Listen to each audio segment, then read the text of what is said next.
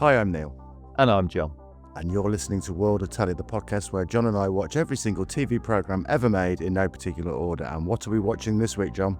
We're watching Dastardly and Muttley in their flying machines. Are you sure? Yes, I'm positive. That's what it says here. Why have we chosen this, John? Why have we chosen it? Firstly, I really liked it when I was a kid. The other reason is that I was independently reading about it and I got quite fascinated by the parent company, the studio that made it, Hanna-Barbera. When we were growing up in the 1970s, I don't think a day went by when we didn't see their names on our TV screens. I know I say this kind of thing before, but it's like it's the air that you breathed. It was is. The water you swam in. Tapestry of our lives. I mean, if you look at their CV, it's absolutely insane when it comes to IPs, especially household name IPs. You obviously got Scooby-Doo, Huckleberry Hound, Yogi Bear. My personal favourite, I think, a character called Mr. Jinx, who was in Pixie and Dixie. Oh, yeah, that was embedded in another show, wasn't it? Well, that's the thing. There were lots of shows that had like 3 different cartoon characters in or 3 different things, but then they often got broken up later and endlessly repeated as little filler things. So that's one of the reasons it was so pervasive, which we'll talk about. But yeah, Mr. Jinx was like a hipster. I hate you, missus. Oh, yeah. Great voice. Great voice. Yeah. My favourite is Top Cat, otherwise known as Boss Cat. I thought he was great. Yeah. But they're all fantastic, aren't they, in their own way? I mean, they're so embedded in our memories. Yeah, you get to know them so well. You got to know cartoons so well. And the fact that you watch them and then gradually you start to realise that so many of these cartoons ended with the letters HB forming in a colourful way. And you suddenly realise they were all done by the same company. So Dastardly and Muttley and Their Flying Machines was a 17-part series produced by Hanna-Barbera and first broadcast on CBS in September 1969. And it was a spin-off from a previous cartoon called Wacky Races. But before we get on to any of those programs, let's talk a little bit about William Hanna and Joe Barbera. What's their background, John? The background is they became animators and they ended up working at MGM. And this was, of course, a time when cartoons were made by all the major films. These weren't for TV, these were for the cinema. They were like 6 or 7 minutes long. So you had Warner Brothers, which had Looney Tunes, Merry Melodies. You had Disney, of course, which used to make short cartoons as well. And you had MGM, and they got together there. They had an idea to do a cartoon about Cat and the Mouse, which most of their colleagues said, well, my God, that's such old hat. Even then, we're talking about 1940. So they weren't called Tom and Jerry, though, were they? No, they weren't. They were called Jasper and Jinx. And I think the first film was called Puss Gets the Boot. Puss Gets the Boot, which got nominated for an Academy Award and set them on their way. And those days, animation had a lot of money spent on it by the film studios. And again, we'll come back to this. The people who were making it didn't necessarily think they were aiming it at children, which I think is quite an important thing. They were either aimed at the family, but a lot of it, because people who go to the cinema to watch, an adult film, that sounds wrong. They went to the cinema to see a film, that was aimed at adults, but they'd also have a cartoon there. So there's loads of jokes that are knowing winks to the adults, but they were very expensive. All the studios threw a lot of money at them. There are brilliant Blu-rays available of Tom and Jerry, and they are works of art, these cartoons, they really are. Do they include the racist episodes? Yeah, the Blu-rays are now very much aimed at the collector market. I think they finally realised that they're not releasing these to be put on the Cartoon Network or anything like that. There are collectors who want to see them all, and yes, Tom blacks up quite a lot, and there's obviously the maid. She sounds like Jar Jar Binks, doesn't she? It's not good, but the cartoons are amazing. They created quite a few Tom and Jerry cartoons, didn't they? And some of them did win Oscars. Oh, yeah, I think they won 7 Academy Awards. And unfortunately for Hanna-Barbera, they didn't get any of the Academy Awards because the producer, Fred Quimby, who was a bit of a pen pusher, always seemed to get the credit. And then finally he retired. In 1955, I think it was. So they got into the box seat. And then in 1957, they got a phone call from MGM saying, we're closing your unit down. And that was that. And they were the first of the studios to actually just close the animation unit. That set in motion a really dark time for the animation industry because they just figured they had so many cartoons that they could just keep repeating them endlessly. Didn't they go off and create their own company? Yes, they did. Off the back of that, they set up their own company and they started trying to push to get things on television, which of course at that point, television was entirely a secondary market for things that had been on in the cinema. And that's what they tried to do. And they had to make incredible economies with how they made these things in order to make it even feasible to make programs for television. This is the period when something called limited animation was all the rage, wasn't it? Well, it became the rage. I mean, there was a company called UPA who did animation that was kind of much more abstract, lots of lines and, not kind of super realism. But the other thing about it that was later taken up by Hanna-Barbera when they started their studio was a thing called limited or planned animation. When they used to do the old Tom and Jerry cartoons, because film runs at 24 frames a second, effectively they had to animate 24 images per second, or 12 depending on what they were doing, and that allowed for kind of very full animation. But the way that limited or planned animation worked was you didn't used to have to keep shooting every single frame, so you could have a body of whatever you were animating, then you'd animate the head or animate the arm moving and take a shot of that. There's much less movement with it. And you also have to rely on things like, instead of showing an amazing thing like in a Tom and Jerry where Tom runs into a bird bath and shatters into pieces and all of those kind of things, you'd normally hear the terrible crash off camera, as it were, and you'd see a reaction shot, a quite static reaction shot. And it was all so it would be possible to do the animation more cheaply.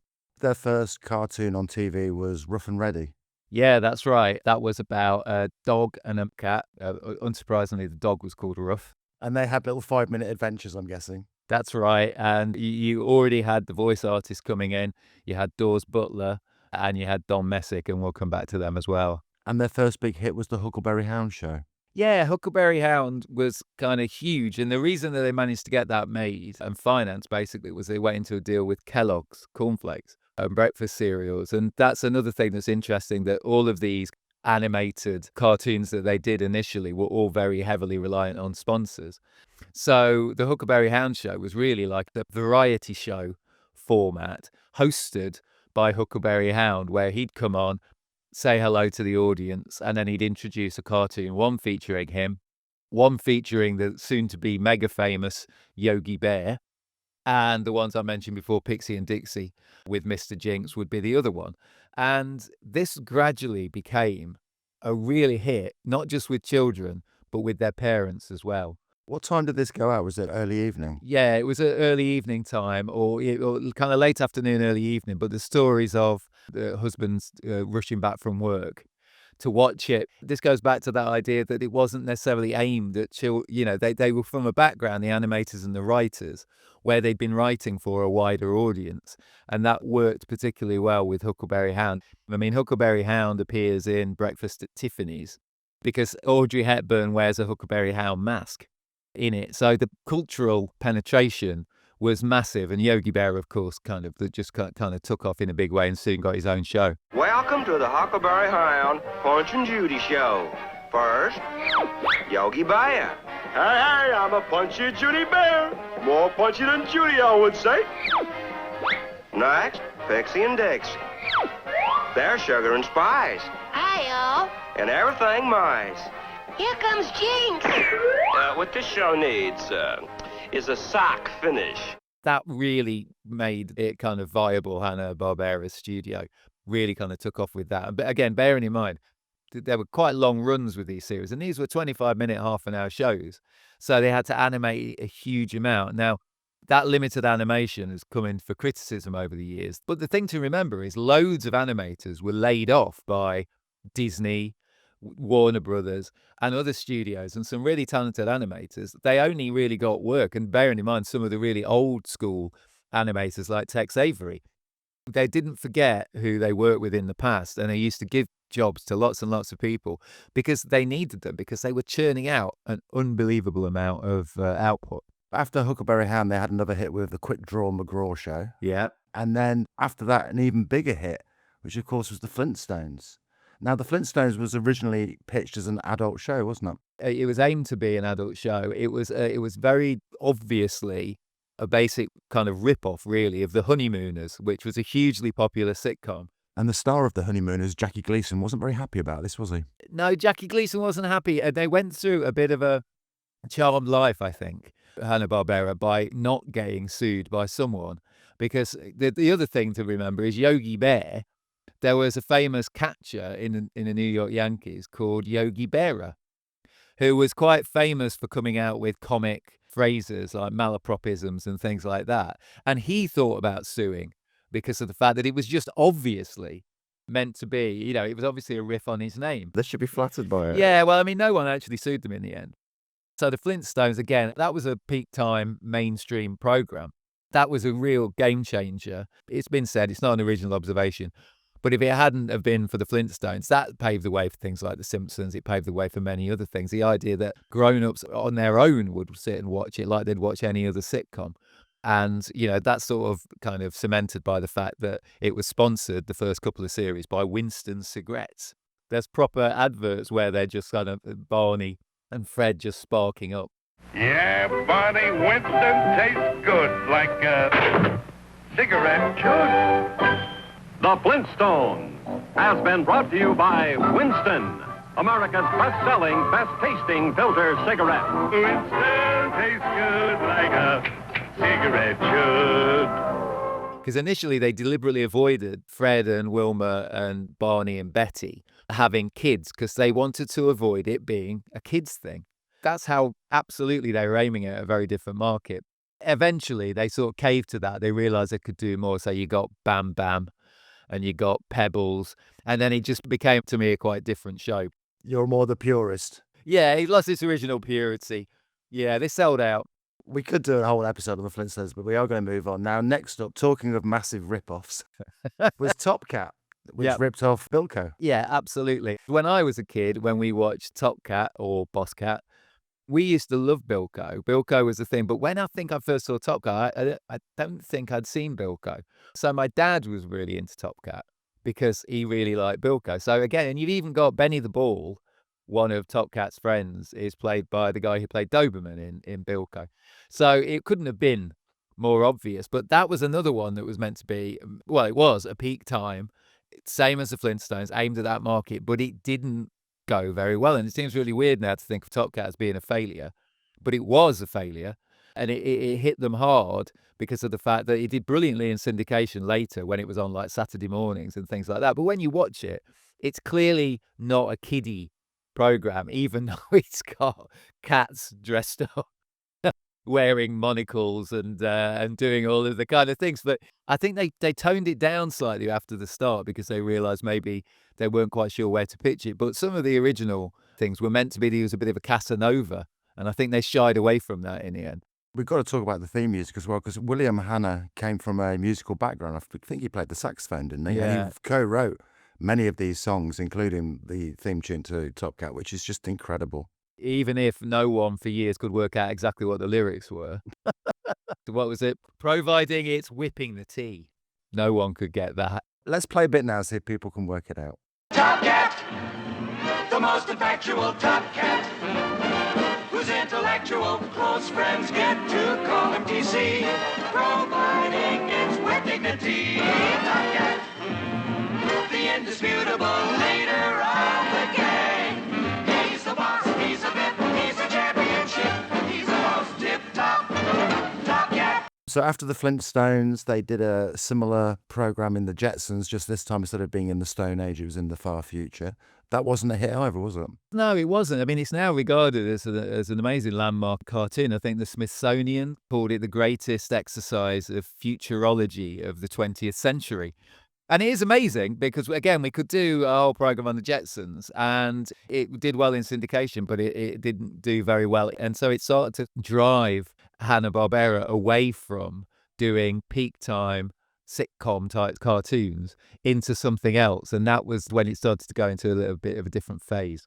This is when they pushed more into children's Saturday morning television, wasn't it? Which was rapidly becoming a thing back then. There was one more they went into, which was Johnny Quest, which did quite well in at peak time and was an adventure series, very different. There was a dog in it, but it wasn't full of anthropomorphic animals like the other ones. But it was too expensive to make, so they only made one series of that. And after that, they started to go down the children's route and down into what became this big thing of Saturday morning television. Their first Saturday morning cartoon was The Atom Ant Show, which also featured Secret Squirrel. And after that, they started doing adaptations.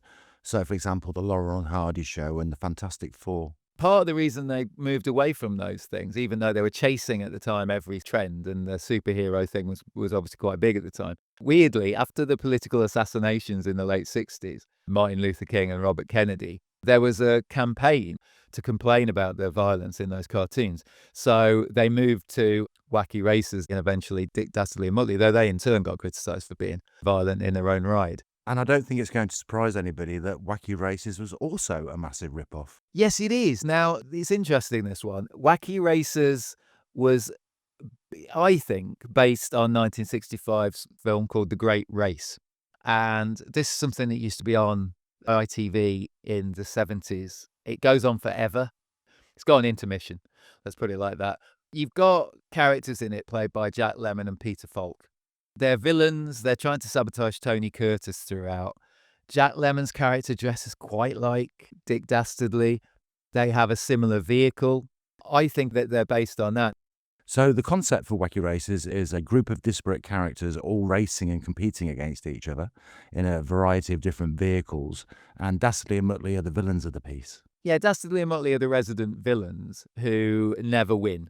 And there are 2 races per episode. Penelope Pitstop is the heroine of it. She's like a kind of heiress. Actually, John, before you go any further, as you know, we pride ourselves on our research here at World of Telly. And now I'm going to test your knowledge of Wacky Races. Can you list all 11 competitors in the races? Oh, God.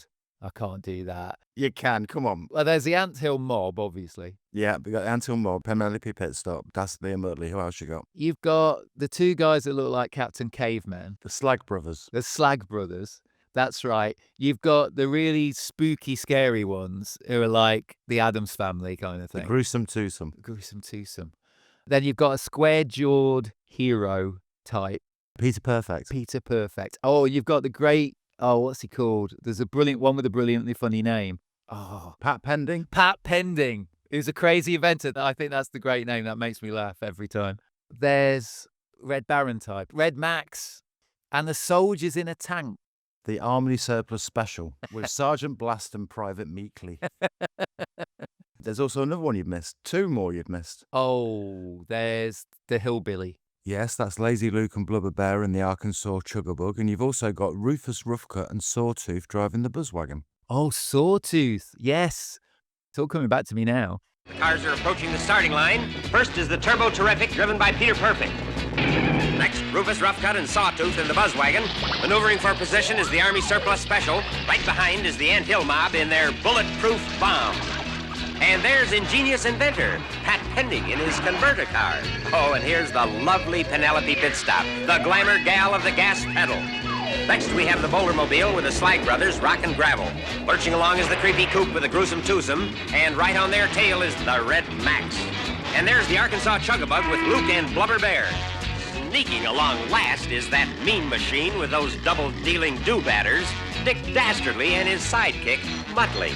Now, here's another question for you. Okay. Who won the most races? It's not too obvious to say Penelope Pitstop. Well, it's actually a 4-way tie.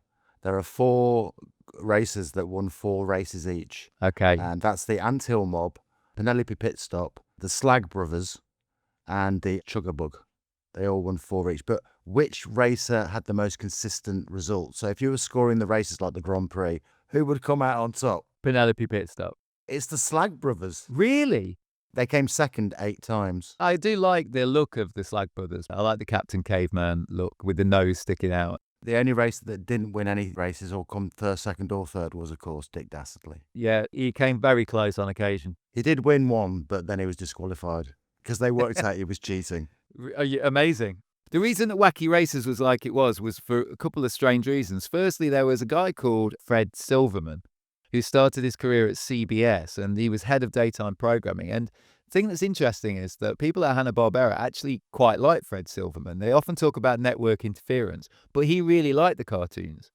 And he really took them seriously and intervened a lot on them and worked with Hanna-Barbera to try and kind of like create cartoons that he knew that CBS would want to show. You'd think they wouldn't get involved, wouldn't you? Yeah, and I mean, I don't know whether they did it at the other networks because Hanna-Barbera were competing against themselves a lot of the time because they were putting shows on NBC and ABC as well on Saturday mornings. But Silverman got particularly involved, really got involved with them. And the Wacky Races was originally going to be part of a game show. That's right, yeah, kids' game show with gambling. Yeah, with gambling on the outcome of Yeah. the race. And it was co-produced by a company called Heater Quigley, who produced Hollywood Squares, which was Celebrity Squares in this country. How it would have worked, I'm not sure. They'd bet on what was going to happen. They'd show a bit of Wacky Races, and then they'd see if they wanted to bet on it or change their bets or something like that. Do an accumulator, maybe. Exactly. The sensible ones went all in on the Slag Brothers, didn't they? That was the way to do it. They could bet their Winston cigarettes on the outcome. But thanks to Silverman's influence, it was effectively an exercise in featuring all those characters that you've just gone through to see which ones were popular and therefore worthy of their own series. So, yeah, Wacky Race is very popular and had 2 spin-offs, one of which we're going to be talking about in depth. One of them was The Perils of Penelope Pitstop. Yes, Penelope Pitstop. Can you remember It's the Wolf? It's the Wolf. She sounded a bit like that. She goes, hail up, Oh, yeah. in this kind of accent. But yeah, Penelope Pitstop. The original plan was Dastardly and Muttley and Penelope Pitstop would spin off into a series about Penelope Pitstop where Dastardly and Muttley would be after her all the time. That sort of makes sense. But then there was also going to be a show, plans for which predated Wacky Races, based on the film and another one that used to haunt me when I was a kid in the 70s, Those Magnificent Men in Their Flying Machines. And that was going to be called Stop the Pigeon, which was going to feature a chubby Red Baron type. A German. A German, helped by a dachshund. But they decided to change that. And so instead, and this was supposed to be, again, Fred Silverman, he suggested Dastardly and Muttley should replace those 2 original characters. And therefore, the threat to Penelope Pitstop in her spin-off, because they went ahead with that still, became her uncle, who was a villain called the Hooded Claw.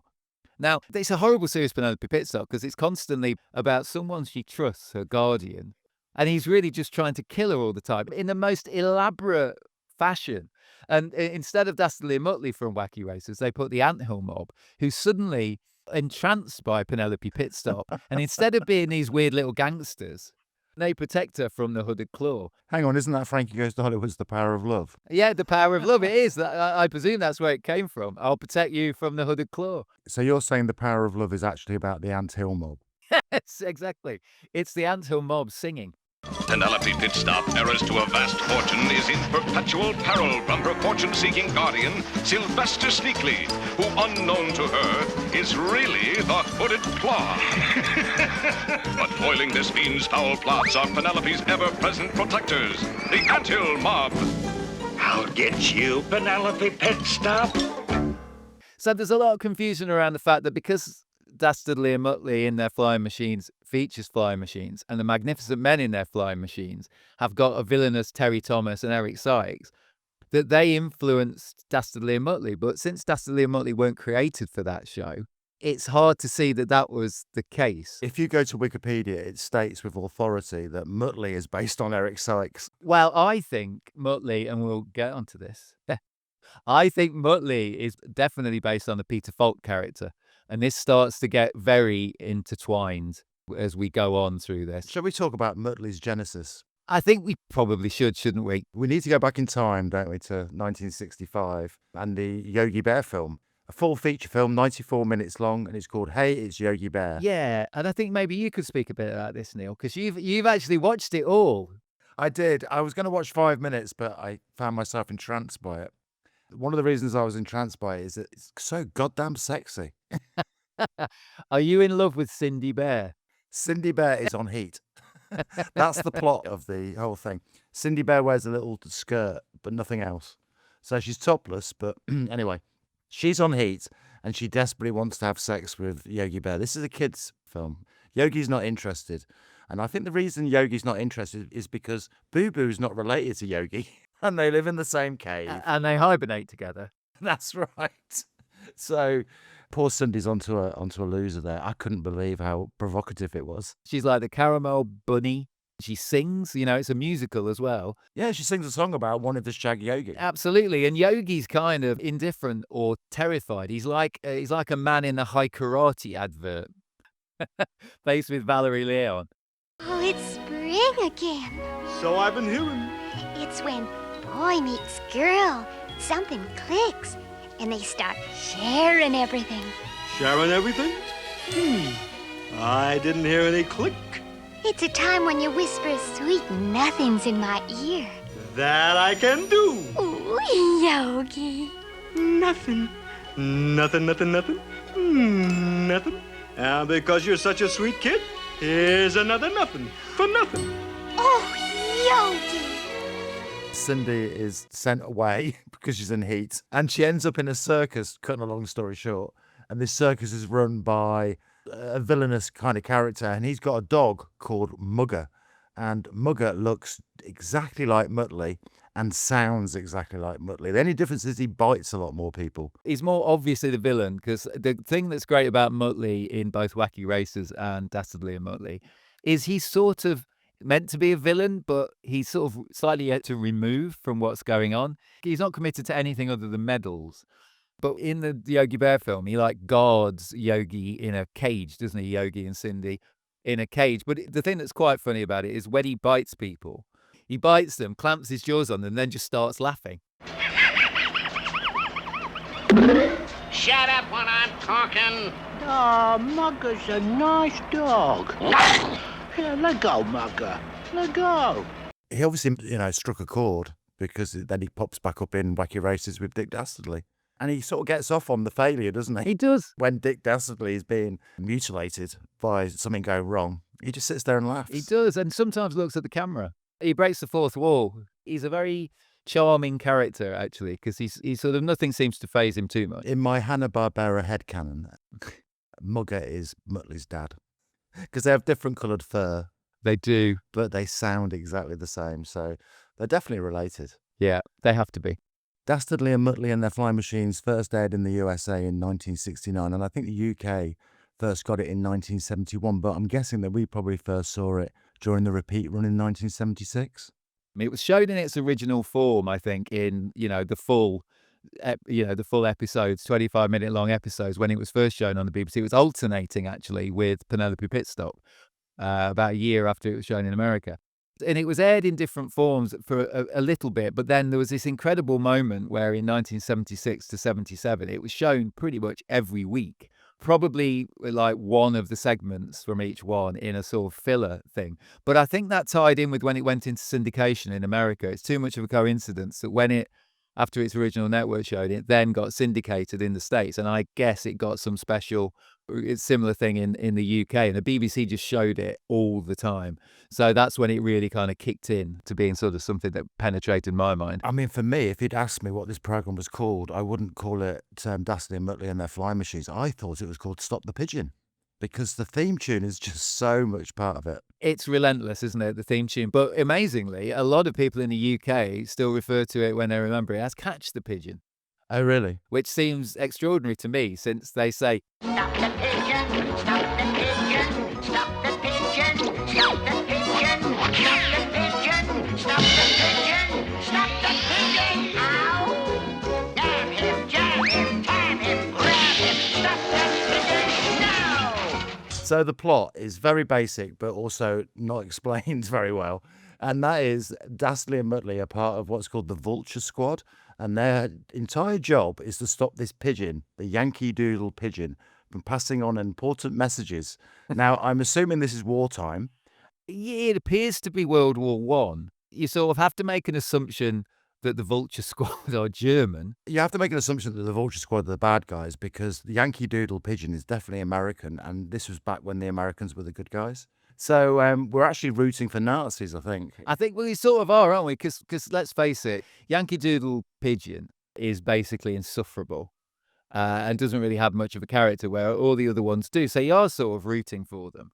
But yeah, they're at least aligned with the Central Powers in the World War One. It's a strange kind of tactic to take, but you can't help but root for them. Let's go through the characters, because there's not many in this thing. So we've got Dick Dastardly. I don't think he's based on Terry Thomas, although he's definitely reminiscent of Snidely Whiplash from the Dudley Do-Right cartoons. Yeah, that I mean, I think so. The resemblance is definitely The there. twirling moustache kind Yeah. of thing, isn't it? Yeah. And then you've got Muttley, the dog. And then there's two other characters. One's called Zilly. He's the guy who's sort of in a very large raincoat, which he uses to hide in. So he's like a turtle. Yeah, he constantly wailing, tremulous voice, kind of voice. And one of Muttley's main jobs is to go and retrieve Zilly when Zilly runs away by clamping his formidable teeth on his bum and dragging him back, basically. That's just happens almost all the time. And then there's another character called Clunk. Oh. He's an inventor. He's the one who makes most of the weird contraptions. He reminds me in a weird sort of way of Jack Douglas in the Carry On films doing that. There's a lot of repeated gags, but they're quite good gags, which is when Clunk explains to Dastardly what his invention is, and he does it with all these kind of noises and all these kind of things. And Dastardly goes, "What did he say?" Every time. And it has to be translated by Zilly. Plunk says we're ready to take off with another cartoon. Oh, dear. There's another character called the General. We never see them, though, do we? No. Well, you see his hand, don't you, sometimes, because he's a vocal presence that you can't make out his words, but he has the ability to reach through phone lines and punch Dastardly in the face. Hello?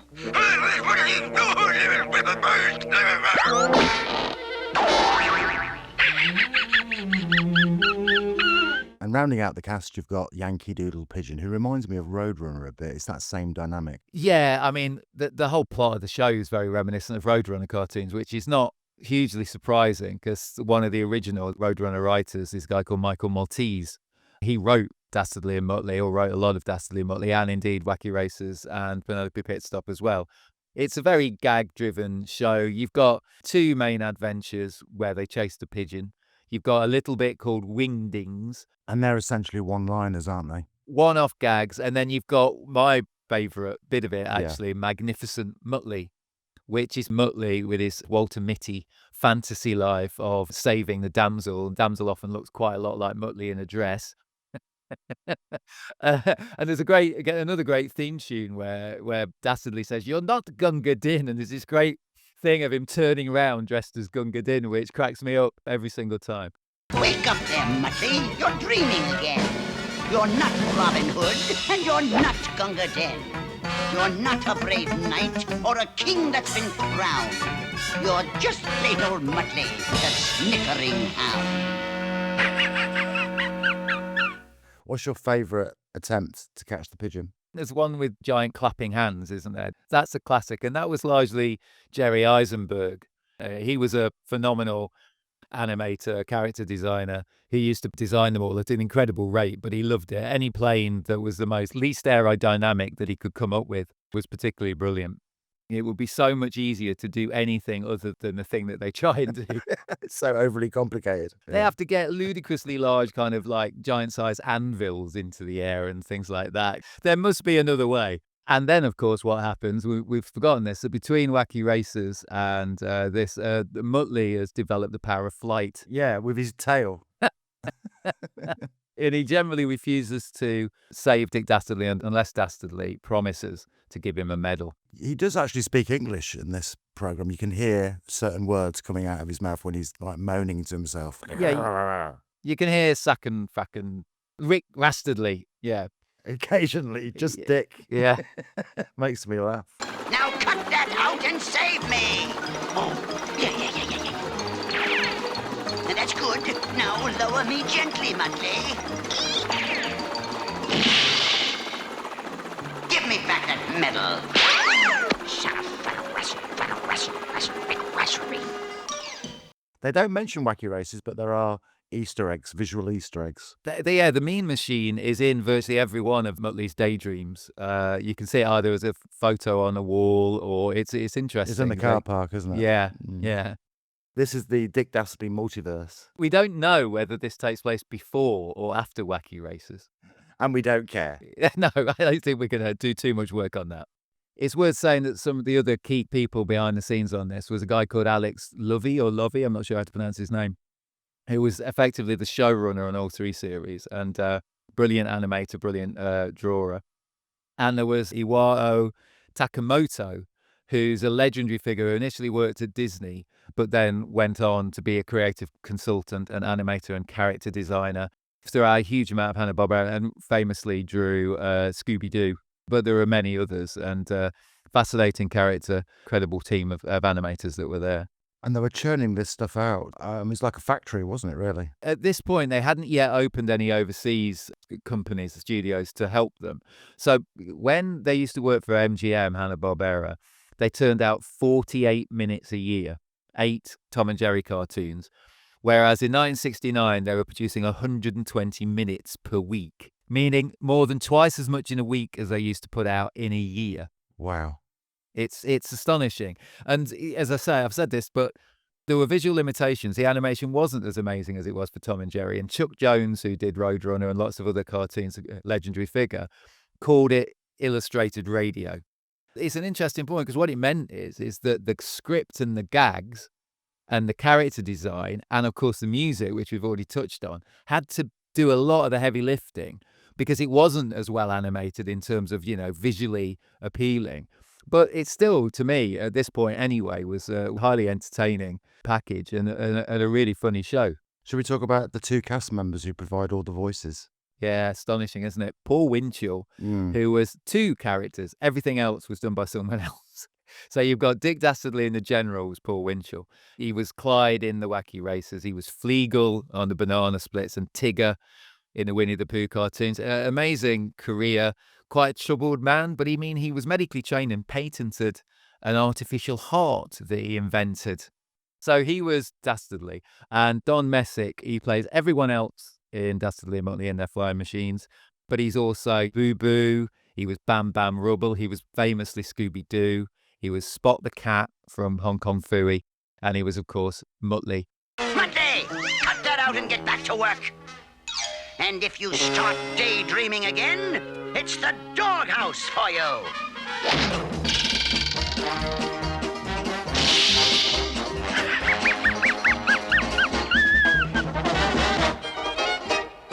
I think it's safe to say that Dastardly and Muttley were massively popular. So what happened to them next? They got mired in copyright issues because of the fact that Hanna-Barbera made Wacky Races with Heater Quigley. That meant that there was co-ownership of all the characters within there. Hanna-Barbera didn't want to pay, or they were blocked from using it. The way they got around this, because obviously they'd already had a precursor to Muttley, so they came up with Mumbly. That's the son of Muttley, I think. Is this in your head canon? Yeah. So Muttley got married to one of those women that looked extremely like Muttley but in a dress, and they gave birth to Mumbly. Your dial for a while, have a laugh, wear a smile. It's the Mumbling Cartoon Show. It begins with a grin when you first do the thing on the Mumbling Cartoon Show. Now, Mumbly had his own show called The Mumbly Show, and this is where it gets a bit weird. In that show, he played a mumbling detective who was very like Columbo. And of course, Columbo was played by Peter Falk, and Peter Falk is in The Great Race. And Muttley, I think, was based on him. So there's a real loop there. It got slightly weirder again when they wanted to use Dastardly and Muttley in those kind of things that I never could really stand them when I was a kid. That was when I started to go off Hanna-Barbera. They used to have this thing called Laugh Olympics. Yes, I remember And it they used to have well, all loads of characters were all brought together. It was like the Avengers for Hanna-Barbera, wasn't it? Where they all come together. Or the Stolen Earth, if that's not a sensitive topic. Don't. Where everybody was brought together. And they obviously wanted to have Dastardly and Muttley in Laugh Olympics, but they didn't because of the copyright issue. So they had Mumbly and the Dread Baron, who was obviously supposed to be Dick Dastardly, and that leads to head scratching from kids all around, basically. Yeah, they obviously resolved this in the end because there were much, much later some new Wacky Races series as well. Their biggest success came just after this. Was it 1969 or 1970 that Scooby-Doo started? It was 1969. It was Scooby-Doo, Where Are You? With the inexplicable exclamation mark instead of the question mark at the end of it. Not that that rankles at all. Yeah, I mean, Scooby-Doo, again, didn't make many of them. This was the thing with Hanna-Barbera. They'd made short runs of series and then they got repeated to death. Maybe that was the thing they learned from MGM. when they got sacked because MGM decided to just repeat everything. There's lots of different variations on Scooby-Doo, isn't there? Over the years there's the terrible nephew who shall not be named. No. Where do you stand on Scrappy? I was of an age where Scrappy was always going to be an anathema to me, so I cannot bear Scrappy. Where do you stand on Scrappy? His neck. So we're killing puppies. Yeah. I recently watched a couple of Scooby-Doos from that original series, and the incidental music, I can hum all of it all the way through. It's astonishing. But again, that was Fred Silverman. Fred Silverman claims that he created and named Scooby-Doo because when they came up with the idea, they didn't like the idea of children's show being a mystery. They were worried about it because obviously it involves bad things happening and they have to solve a mystery. So again, like they did with Johnny Quest, they decided, let's have a dog in it. They made him into a Great Dane. And Fred Silverman definitely had an input into that, but he claims Scooby-Doo was named after Frank Sinatra going Scooby-Dooby-Doo for Strangers in the Night. Takemoto, in his autobiography, says that there was a character called Scooby. The name had been used by Hanna-Barbera long before that. So that casts a bit of doubt on it, but he definitely had a massive input into it, Fred Silverman. And it was just a huge success. I mean, Scooby-Doo was shown 1,522 times on the BBC between 1970 and 2012. And it's still going today. I mean, as we record this podcast, they've just announced a new feature film with a real dog. That seems like madness to me, but, you know, they've ruined it, haven't they, over the years? But, you know, but we aren't kids anymore, I suppose, so that's probably part of the problem. It's based on a sitcom, another one, a sitcom called The Many Loves or Lives of Dobie Gillis. It's got a guy who looks exactly like Shaggy in it. And there's a Fred and there's a Velma and there's a Daphne. It's definitely based on it. It's a well-known thing, but again, somehow they got away with it. Aside from Wacky Races and Dastardly and Muttley, like we said at the beginning of this podcast, there are loads of Hanna-Barbera cartoons that pepper our childhoods. We've already mentioned Top Cat and Scooby-Doo, but there's also Josie and the Pussycats, Hong Kong Phooey, Inch Eye Private Eye, The Hair Bear Bunch. But we didn't get everything that Hanna-Barbera produced in the UK, did we? The things we didn't get were, and I almost regret it, were things like Partridge Family 2200 AD.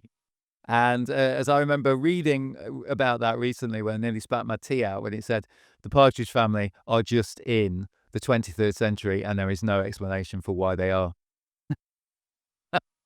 They didn't explain very much, did they, the Hanna-Barbera? No, they're straight in there. You're straight in there with them. So in the early 70s, they opened Hanna-Barbera Australia. They opened a number of different animation studios out there to keep the stuff churning out because they just made so much. And I think you get to the point where they're trying to catch every trend, catch every wave. And I think you get to a sort of nadir for me, because this was shown in Britain on the BBC, was the Fonz and the Happy Days Gang, which was on BBC when Happy Days was still on ITV. So that was very peculiar. There was this cartoon they had called Hey, It's the King, where there was a lion who was basically the Fonz. And then they obviously just thought, well, hang on, why don't we just get the Fonz? And the very weirdly named, but brilliant, Laverne and Shirley in the Army. We didn't get that one, did we? No, I don't think so. I've not been able to track that one down. Surprisingly large number of the really obscure ones did show up in the UK, but like in a weird time on like school holidays for 5 minutes on an ITV region sometimes. They were everywhere. I think the series with the most episodes is probably The Smurfs. Yeah, that was kind of news to me actually, because I don't know whether that version of it came over here. I guess it must have done. Wasn't there a Smurfs version that wasn't American? It was like the original. All I remember about the Smurfs is that the Barron Knights did a comedy song with the Smurfs song. That's all I remember. Yeah, that was a parody when the Smurf song was in the charts, wasn't it? I have to go, I get very hazy about the Smurfs. I remember it being on ITV in the early 80s, but I guess it must have been a Hanna-Barbera one. But no, that was huge. That kept them going, really. What's amazing about Hanna-Barbera is just how long they lasted. They just went on and on and on. I mean, obviously in the 80s we'd grown up and grown out of this stuff, but they were producing stuff up until the 90s, weren't they? There were film versions being made of the stuff. There was a Jetsons film in the 90s, wasn't there? In terms of, you know, that dreaded phrase IP, they just got an enormous amount and it kept coming back, and there was endless Scooby-Doo. There was all you know, nothing ever seemed to die. The Flintstones live action films. Yeah, they also went through a phase of babyfying a lot of their characters as well. So they had the Flintstone kids, a pup named Scooby-Doo. What was all that about? Yeah, it's just relentlessly chasing every market, isn't it? I think the reason that Dastardly and Muttley is a good one to kind of pick on is, I'm not saying there wasn't anything good after that, because clearly Scooby-Doo and Hong Kong Phooey came after. I'm very fond of both of those, the original runs. I think it's when they started developing things things started getting pushed out to the international studios, and it became an incredible sausage factory at that point. To be fair, they were also driven by the networks, not all of whom were as invested and interested as Fred Silverman was. So you got a lot of them saying, no, you can't have that. You can't have anybody. And to be fair, Hanna-Barbera were brought up they started making Tom and Jerry cartoons, which were insanely violent. I was watching one the other week as preparation for this, and there's a bit where Tom's running through a barn and Jerry's waiting with a pair of garden shears and tries to decapitate him. That happens about 3 times in it, and it made me wince. It's so brilliantly done, but it took them a long while before they could sort of get that out of the system. And the networks were just saying, one week they'd say, don't do this, and then the next week they'd say, you can do this, but you can't do that. So the product, such as it is, I'm not saying it was great kind of art, but it got horribly compromised. The other thing that some people might not be aware of, that I certainly wasn't, is that they did quite a lot of live action stuff as well. And of course, the banana splits as well. I didn't realise that was Hanna-Barbera. Yeah, because of course you've got 2 cartoons, haven't you? And Yeah, Arabian Nights, I think was one of them. Size of an elephant. I mean, the banana splits, again, it was a show. It was a sort of hour-long slot, broken up, and it was, shown on the BBC in various kind of bastardized forms. Nightmare fuel. Yeah, exactly. Though, obviously, compared to Animal Quackers, it's positively benign. The banana splits were Woodstock. The Animal Quackers were Altamont. What ultimately happened to Hanna-Barbera? They'd been bought out a few times, but still regained control. But then in the 90s, they got bought out by Ted Turner and the Turner Broadcasting System, because I think they particularly wanted them for the Cartoon Network, because of the fact that they could put lots of that back catalogue on the Cartoon Network. And at that point in the 90s, they were seen as acceptably vintage. And they had big hits, didn't they, in the 90s as well? I mean, Dexter's Laboratory, Powerpuff Girls, big IPs. In the mid-90s, yeah. Absolutely. So it was still going strong, and the name still meant something, but gradually, it became less kind of meaningful, and it effectively died out pretty much around about the sort of 2000 time, didn't it? So after that whistle-stop tour of Hanna-Barbera, John, would you recommend Dastardly and Muttley today, and where can people watch it? I would recommend it, but I wouldn't recommend you watch all 17 episodes. Oh, now you tell me. It is basically an exercise in repetition, but there are lots of good gags. If you watch a couple, I think that you'll enjoy time in the company of the mad Dastardly and Muttley. You can get them on Blu-ray, can't you? I don't think you can get Dastardly and Muttley on Blu-ray. You can get some fantastic Hanna-Barbera Blu-ray sets it's now part of the Warner Home Collection. You can order them from the States, and they're all Region 0. So there's a fantastic Huckleberry Hound release, for example. I'm sure they'll get to Dastardly and Muttley on Blu-ray. Top Cat is already on Blu-ray. And they've got commentary tracks and everything, haven't they? They've got the lot. They're basically like the Doctor Who collection Blu-rays, but for Hanna-Barbera fans. They are unreal. The Tom and Jerry complete one is incredible. It's an incredible release. It's got so many commentaries and so much added value to it. It's amazing. Why hasn't there been a live-action remake of Wacky Races? Well, The Great Race. It's already there, isn't it? Yeah, how would you do Muttley? That's the thing. And Muttley's the heart and soul of it, isn't he, really? CGI him, don't you? Don't do a real dog. Who would you cast as Dick Dastardly? Ralph Fiennes? Jim Carrey. Gotta be. Well, what about Muttley? How do you do Muttley? That's the thing. So, John, what are we doing next time? We're doing GBH. Now, that episode will be out in August because we're taking July off to recharge our batteries and do some more research for this show. In the meantime, please consider joining our free Patreon, where you'll find an in-depth essay about each of the programs we've covered on this podcast. And if you want to support us financially, you'll get an executive producer credit on our YouTube videos. So, until then, I've been Neil. And I've been John. And you've been listening to The World of Telly.